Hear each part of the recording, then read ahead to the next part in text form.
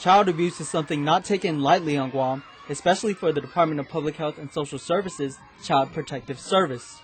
According to statistics for fiscal year 2007, CPS has received about 1,200 referrals to include almost 2,000 children total taken into custody. Case management social worker Lydia Fausto says there are several reasons why children are taken away. Well, and sometimes the kids may remain at home. Unfortunately, in most of our cases, the children are removed from the home for their protection. Physical, sexual, and emotional abuse along with neglect are a few of the reasons children are removed from their homes.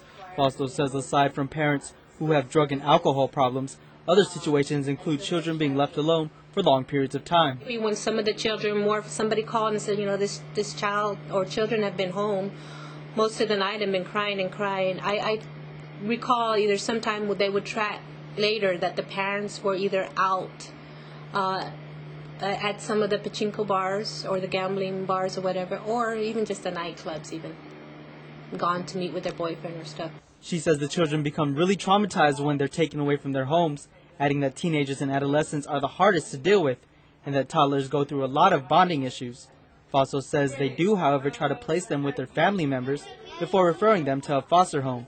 She feels that the community can do their part in preventing child abuse by looking out for certain signs. The sooner we can catch some of these families that are at risk, the better we are in a position to offer assistance rather than wait until it's too late and when we have to do, the damage has been done and removal really does have to take place versus, if they call and say, we've seen this with this family, it's been ongoing, if you call that and make it known, then maybe, we can get to them sooner, and try to offer assistance before it's too late. Nick Delgado, Pacific News Center. Now let's talk about